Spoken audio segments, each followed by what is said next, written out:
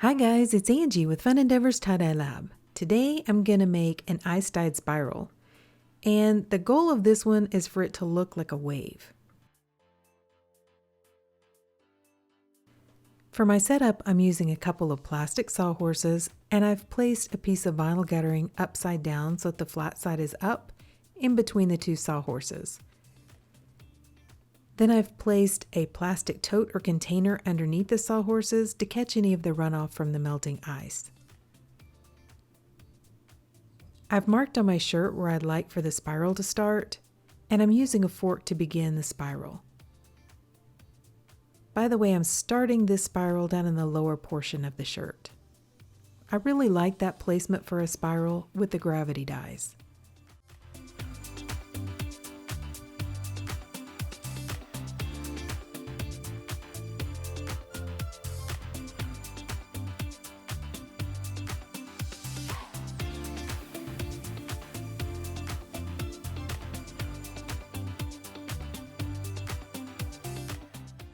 Since I'm wanting this one to look like a wave, I've chosen 4 different blue colors to use. Also, through the process of trial and error doing some of these gravity dyes, I've found that I personally like to put a little bit of ice down on the shirt before I place the dye on top. It just kind of gives a more soft watercolor feel to the spiral and to the gravity dye. I don't have the dark areas where I originally put the dye on the shirt, and I kind of like that look a little bit better. So I'm going to place a metal basket on top of the spiral portion and then put a little bit of ice inside of the basket. I'm starting with Alpine Blue from Pro Chemical and Dye, and I'm going to place the dye on the shirt in a pie fashion.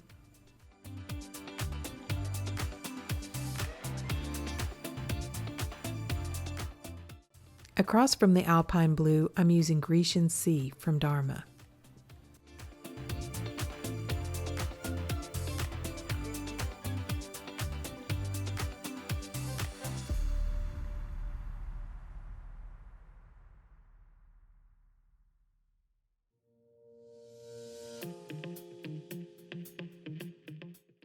Now I'm going to add some Blueberry from Dharma. And the final color I'm going to add is Deep Ocean from Dye Spin.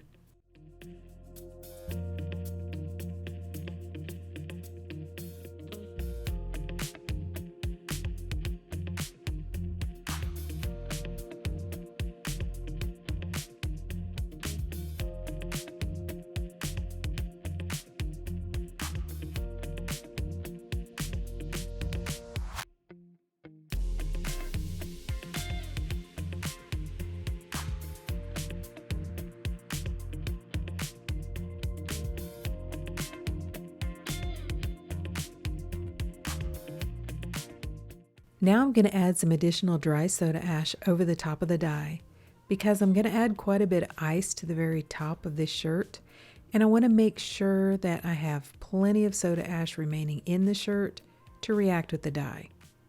I don't want all the ice to rinse out the original soda ash. Then over the top, I'm going to add a large chunk of ice that I've made inside of a Cool Whip container.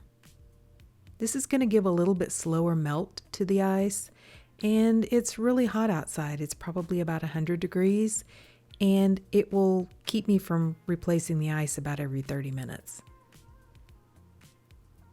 As the ice melts, I'm watching it to see whether or not the dye goes all the way to the edges of the shirt. If you notice, the basket's kind of sitting right in the middle of the shirt. And I have a little extra critter on there. I have a spider who's hanging out on the shirt. So I went ahead and moved the shirt around just a little bit and added an additional basket of ice on the shirt. If you find that you need to add some more dye, you can do that at any point too. After all the ice melted and the dye had gone all the way to the edges of the shirt, I took the shirt and put it inside of a plastic container that had a metal rack down in the bottom. I placed the lid on top of the container, and I allowed the shirt to process outside for about 12 to 24 hours. The shirt was still damp, and so when I put it down inside of the container, it allowed the shirt to process without drying out. If I just leave the shirt outside on the piece of guttering, most of the time it dries out after a few hours. Then to rinse the shirt, I took it to my utility sink and I started rinsing it in cold water to rinse out the soda ash. Then I warmed the water up and I continued rinsing in hot water to rinse out any of the excess dye that didn't bond with the fabric. Since this shirt is blue, blue tends to be one of the colors that seems to be a little bit harder to get rinsed out sometimes. So I ran some really hot water in my utility sink, added a little bit of Blue Dawn dish detergent to the water, and just allowed the shirt to soak. When the water cooled off, I would change it out and continued that soaking process until the water was almost clear. Then I put the shirt along with some Dharma's professional textile detergent into my washing machine and I washed it using a hot water cycle. Okay, so now the shirt has been washed and dried and this is what it looks like. Okay, so what do you think? I think it looks really pretty. I was going for a wave look. What do you think? Do you think it looks like a wave? I don't know. I mean, the colors do. So I really like this shirt. The only thing that I'm a little disappointed with is I have some darker spots of dye up on the sleeves of the shirt.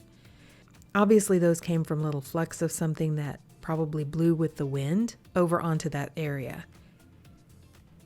I'm a little bit bummed because it's up on the light portion of the shirt and the rest of the shirt just looks so pretty, but then those dark spots. I'm thinking that they probably came from the blueberry. That's about the only really dark color that I used on the shirt.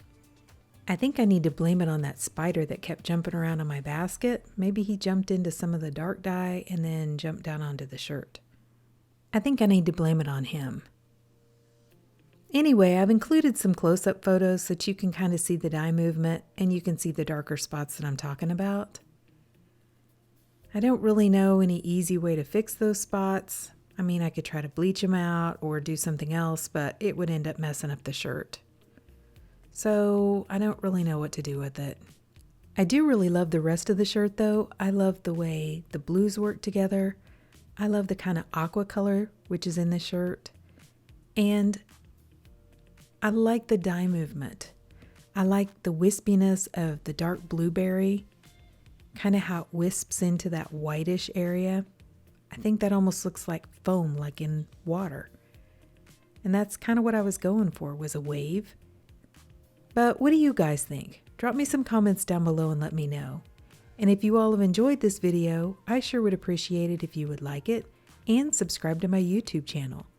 Thank you all for watching, and I hope you have a great day.